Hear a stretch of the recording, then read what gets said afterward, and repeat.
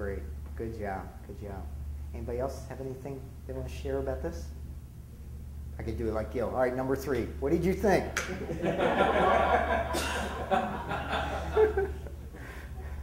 Okay. So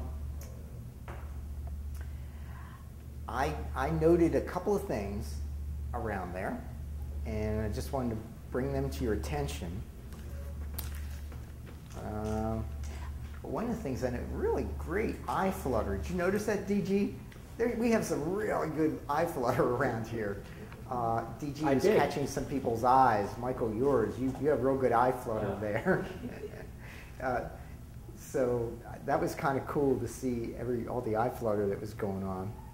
And a couple people, when they did this, their hand was further out than it probably ought to be, and a couple people had their fingers like that. I mean, it's okay, it works when you do the open the eyes and close it, but let's try and get even more, let's try to get even better at it and up our percentage. So keep those fingers together and keep it close in so they cannot focus. Let's talk a little bit about the distraction filter. That's what I call it. Other people call it things like the sounds around you pattern that I included in this version of the Yeoman. And I call it the distraction filter. And who is it? One of you guys, I can't remember who it was that was doing it. And along with saying you're going to hear other things, this fella said you might feel stuff, or you might notice that you have to swallow. Was that you, Bob? Okay. Very good, very good. See, because it's not just things that they're going to hear, it's things that they're going to notice. And so when somebody is their eyes fluttering, it's okay. You might notice that your eyes are fluttering, but anything that happens like that just takes you deeper. Real good deepening technique. That's good. But the distraction filter, the idea is that in therapy, in stage, no matter what, you don't really control the environment.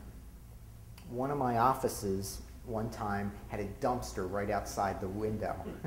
And usually between 8 and 9 in the morning, I'd hear the truck coming. Boom, boom, boom, boom, boom, you know? And no doubt somebody's in the chair. And so I would inoculate them against that sound, that awful sound that they were going to hear. And I'd say, you may hear things like, you may hear a dumpster being picked up. But nothing you hear will bother or disturb you. It'll just make you to go deeper. Make you to go, oh, that's awful. It'll just make you go deeper. And even when you hear my malapropisms, you go anyway, so, but it's not just stuff you hear. It's stuff that you might feel. Like, for instance, I was coming back from consulting with another hypnotist down in Oklahoma City a couple of years ago, and I was flying back, and this girl, this is something that never ever happened to me when I was a single guy. But we've been married for 25 years, and this sort of thing happens now. So anyway, I'm sitting in the seat. It was like a 2 and 2. It was a smaller aircraft. And this really attractive young woman comes in and sits down next to me. And she had some psychology books with her. 300 or 400 level psychology books. So right away I know it's probably messed up, because that's I mean, isn't that what we always say about psych majors? They're taking psychology because they want to understand their own screwed up nature, you know? It's just kind of a rule of thumb. It's not everybody. If we have any psych majors in here.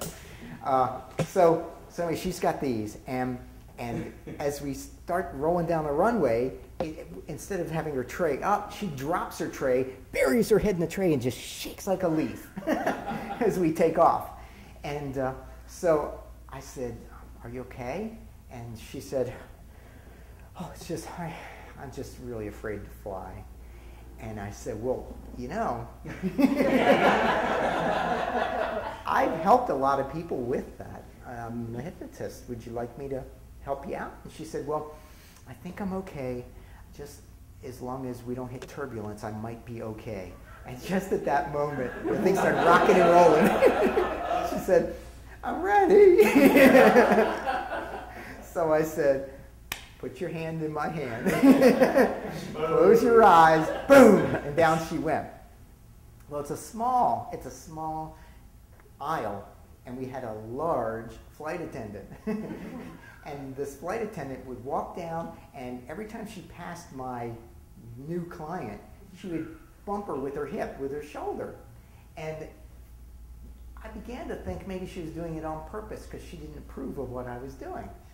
But it's okay. I mean, I couldn't ask her to stop. So about the third time she did it, I decided to do my distraction filter. My distraction filter, and anytime you feel someone brush up against your shoulder, you'll go deeper.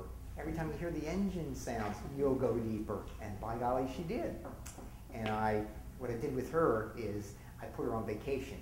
I said, I'm going to pick this hand up and drop it. And when I do, after I had some amulets, I'm going to pick this hand up and drop it. And when I do, you'll be able to imagine you're on the best vacation you were ever on. All expenses paid. Eat what you want to eat, drink what you want to drink, take whomever you want with you, you want to take. Just have a great time. Here we go. Pick it up and drop it. Huh? But it better be me. No. No.